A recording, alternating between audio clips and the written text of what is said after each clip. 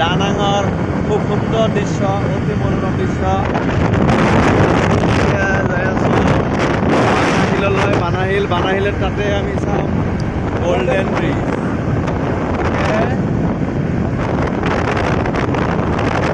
মোৰ লগত আছে হবিবৰ ভাই, তেখেতে অতি নিপুণভাৱে স্কুটিখন এতিয়ালৈকে চলাই আছে। দেখা যাওক আগত কি হয়। ইয়াতে মানে নিয়ম অলপ বহুতটা, আমাৰ ইফালে বাওঁফালে চলাব লাগে আৰু ইফালে সোঁফালে দি যাব লাগে। গতিকে অলপ আমাৰ ইয়াতে আদৰ হোৱাটো নিশ্চয় স্বাভাৱিক।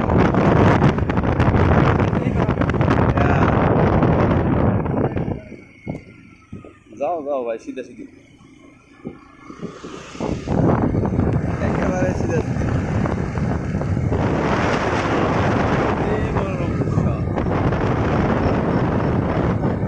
ইয়াৰ আগত চাগে হাউলিৰ পৰা কোনোৱে ইয়াতে আহি পোৱা নাই, মোৰ এনেকুৱা অনুভৱ হৈছে। এইটো ঠাই একেবাৰে নতুন, মানে ভিয়েটনামলৈ সাধাৰণতে মানুহ কম আহে আমাৰ সেইফালৰ পৰা। গতিকে মই ভাবিছোঁ হাউলিৰ পৰা কিজানি আমি প্ৰথম দানাঙলৈ আহা। কিমান সুন্দৰ দৃশ্য, কিমান সুন্দৰ।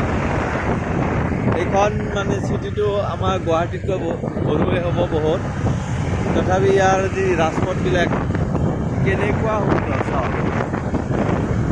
ইয়াৰ মানে এটা কথা ঠিক যে ইয়াতে মানে এই ৰোড কনষ্ট্ৰাকশ্যন, তাৰপিছত চিটি ক্লিন কৰি ৰখাৰ ক্ষেত্ৰত মানে কৰাপশ্যন একেবাৰেই নাই বুলি ক'ব পাৰি। সেইকাৰণে ইমান চাফা চাওক।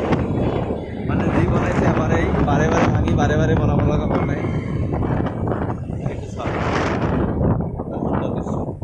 একেবাৰে ষ্ট্ৰেইট যাব ভাই, একেবাৰে ষ্ট্ৰেইট চিধা চিধি যাব। যাওক যাওক যাওক, নো টেনশ্যন নল'ব।